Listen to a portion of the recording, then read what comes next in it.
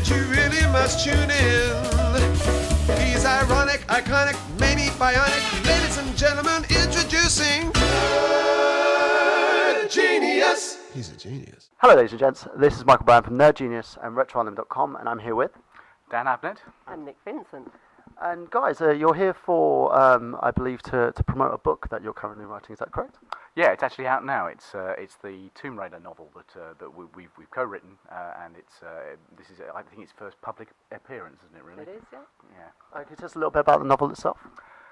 Yeah, it's classic Tomb Raider, but it is tied into the most recent game. So it's the new revamped version of Lara, and it's a book that's firmly set in continuity after the game and before the forthcoming game, and is full of hijinks and tomb raiding, basically.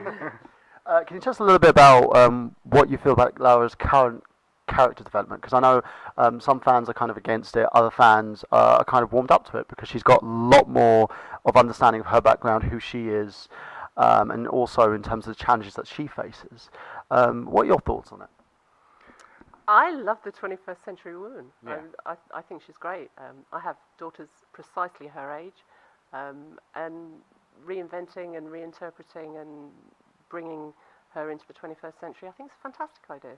Yeah, I think she's a much more realistic character, a much more realistic figure now, less objectified as well. And I think it's also it's really useful from our point of view as creators, because obviously it is a much more blank slate than it is. It is a continuity to build on. She's still discovering who she is and what she's doing. So there's lots of exciting things to be able to do there. Well, in terms of like the new take on the character, it's kind of a big risk, isn't it? In terms of taking a character that's already well established, everyone knows their history, and then rewriting it and revamping it for a modern generation, because 9 times out of 10 people get a bit furious with that.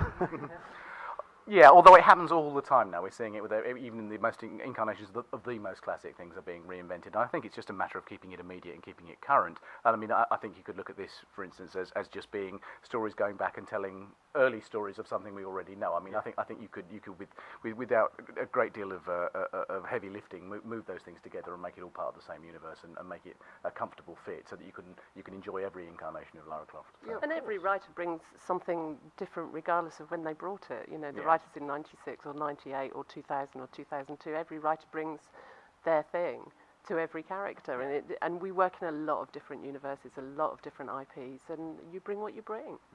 So in terms of that, what were the kind of challenges that you faced in terms of bringing that out and adapting the story so it fits in with the current lore? I think that I think keeping it very realistic. Like I said, it's a much more realistic take, and I think that whole real world thing. I mean, That was what I loved about it. Yeah, the efforts that Nick went to in terms of researching the real world and making sure that there is, for example, there's a whole sort of scene of parkour through Paris, and we can assure you that every rooftop and every ladder that she uses is actually there, thanks to her ridiculous research. So there is that, but I think it's also a matter of. I guess the challenge really was to make sure it was this Lara Croft rather than one that was informed by the Lara Croft that everybody sort of immediately associates, the sort of gun-toting, sort of sunglasses-wearing one, is an older, more mature character who has come through all sorts of experiences this Lara hasn't had yet. So it's a matter of remembering her not so much innocence, but her sort of her unfamiliarity with the strangers, keeping the strangeness at a level where it's not all pervasive, and actually making it a sort of real-world thriller as much as anything else. Yeah. So, in terms of that, you know, in terms of the way that character's been portrayed and the way that you guys have kind of adapted your novel in a sense, what do fans have to look forward to? A very real girl doing very real things and being scared by it all. Yeah. And coping brilliantly. Coping brilliantly. Ingenuity, great myths woven together into a real world setting, and sort of making sense of myths and how they work in the real world. Some great adventure, and some genuine sort of creepy strangeness in there as well. Strong characters. I think it works together. I think she's very strong too, and I like that. She's strong in a very real world way, and I think she's kind of aspirational, I hope. Yeah, I hope so. So in terms of basically what you've got coming up next, are you doing writing anything else, or is there any more IPs that you're adapting? Many actually. Apart from the fact that Tomb Raider is hopefully going to be a sequence anyway, so we have high hopes for this book. We write a lot of things between us, either together or separately. I write a lot of comics. I'm very busy with Guardians of the Galaxy, which is something that has obviously been dominating the headlines of this year as well. Yeah. And also I'm writing an Avengers, Mighty Avengers novel that comes out alongside the movie next year. So again, moving from one universe to another, which I'm doing all the time. Yeah, and that's another thing when you're looking at stuff like that, and Guardians is kind of the prominent one in a sense where they've taken like a D-grade team, a team that's kind of not even on most people's radars, and they've amplified it in a sense. Now it's become kind of like the new pop culture in a sense. Yeah. These Marvel movies are doing really, really well, and in terms of the success of readapting these characters and reintroducing them into the new universe, it takes a lot of skill and a lot of good writing.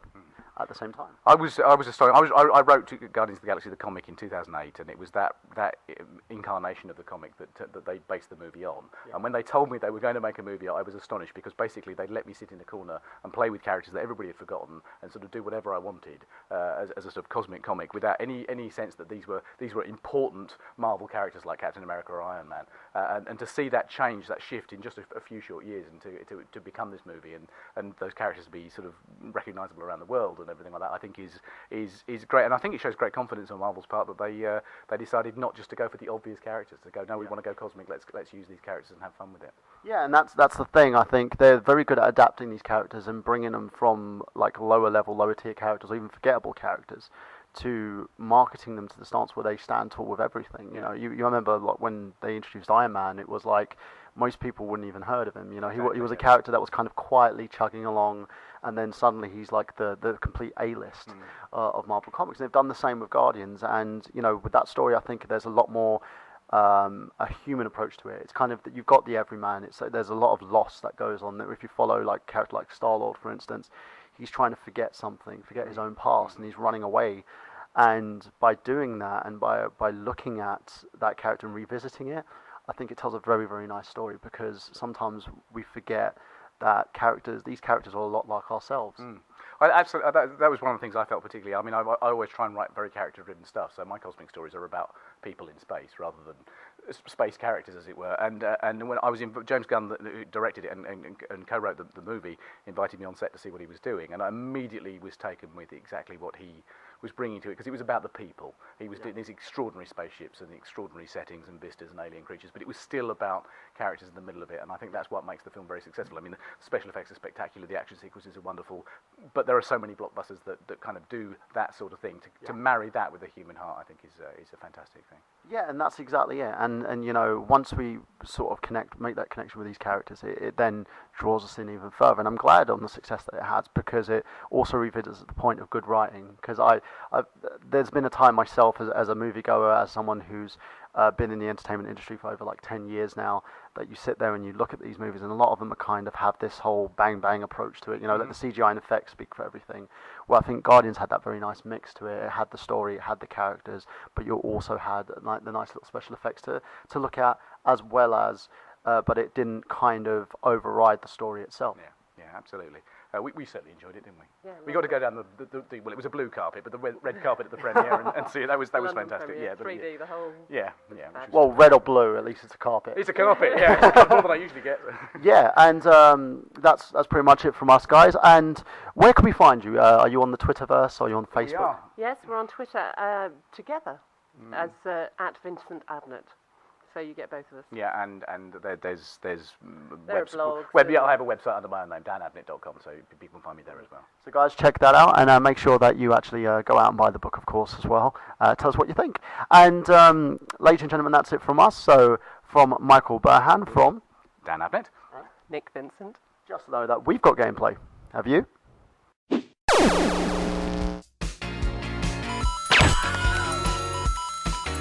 If you only knew the power of the dark side. 2, 1, 0.